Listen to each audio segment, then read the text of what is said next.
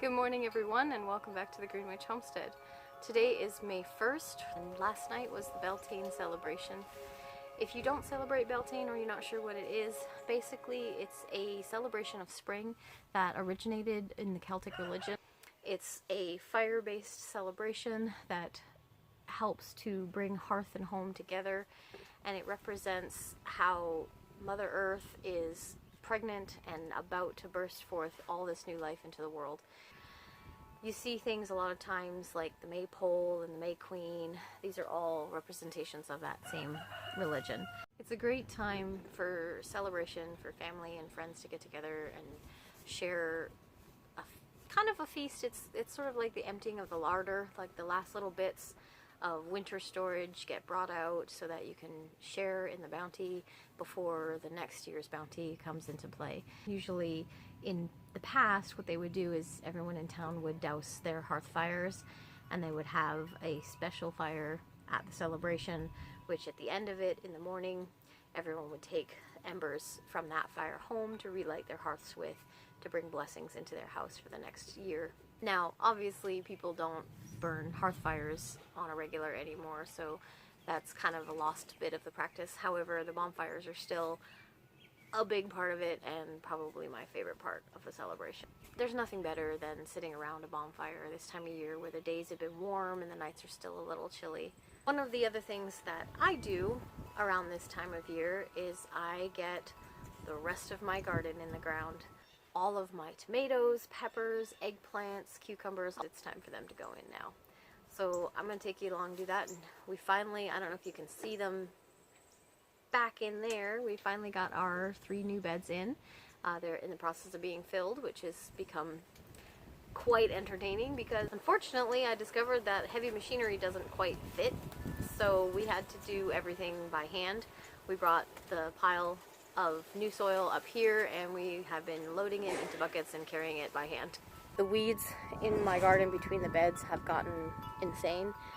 We are still waiting on that ability to get the mulch in and everything, so bear with me, my walkways are a jungle.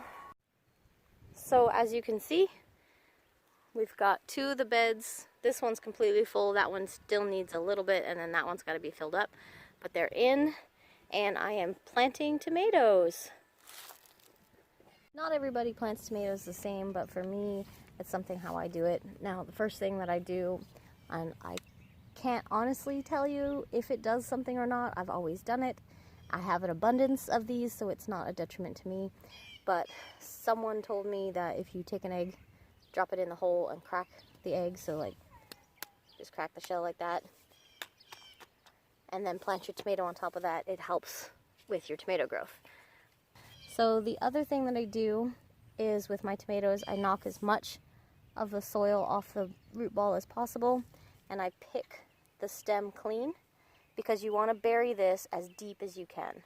So you get it down in that hole as deep as you can, because the tomatoes will grow roots anywhere soil is touching the stem. This is going to help get your tomato off to a good start. Now, the reason that I pick these side stems off if they're going to be under the ground, some people say you don't have to do that, but for me, anything under the ground is going to die off and rot, and that has a potential of rotting my stem. So it's just, for me, it's safer to pick them off. That's it. That's pretty much how you plant a tomato. Another thing that you want to try and do when you're planting your tomatoes into the ground is check them for any blossom. Depending on how long that you've kept your tomatoes in the greenhouse, they may have already started to flower, and you may think that's a good thing. It's going to give you a head start on the season. However, when you're transplanting them, the plants are going to go through a little bit of a shock system. So you want to make sure that they concentrate as much on making roots and new growth as opposed to making fruit. So any type of blossoms that you have on these plants, you want to go ahead and pick off. So like see right here, I have a blossom starting.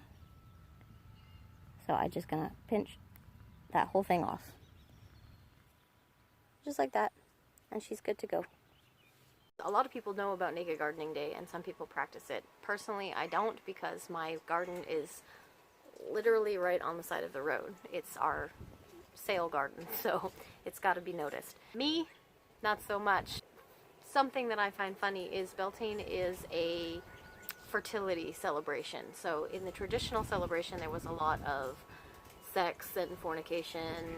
It's how they did it back then, which I think is kind of the stepping off point that what became International Naked Gardening Day. So finally, after months of talking about it, my new tomato beds are in and full and planted out. And as you can see, some of my tomatoes fared much better than others.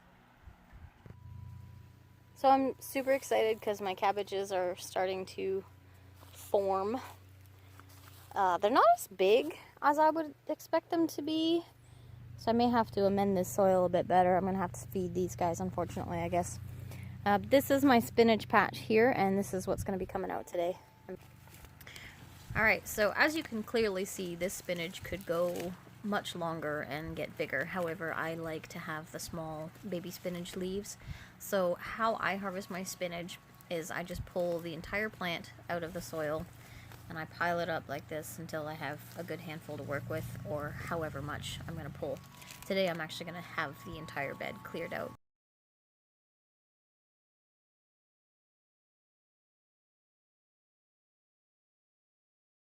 The next step after you've pulled what you've needed is to take the plant and wash them off. I obviously haven't here just for hurry's sake, but you want to grab it where you have a lot of the green and then you just twist until you pull all the roots and the red off, and then you have a nice handful of leaves that are ready to go.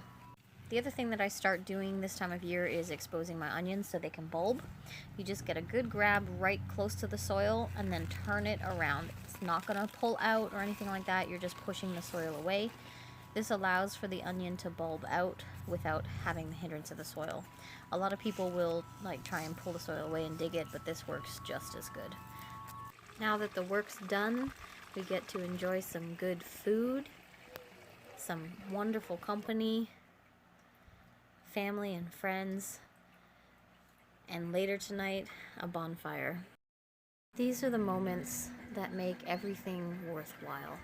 All the hard work and the sore backs and the dirty hands are all culminating to moments like these where you can sit down and enjoy the good, fresh food with family and friends on a beautiful evening. I do hope that everybody got to enjoy a wonderful weekend regardless of what you did, and thanks for following along with us. I can't wait until summer gets into full swing and we can walk through the garden and enjoy the produce every day together. Thanks again for watching, guys, and don't forget, get your hands dirty.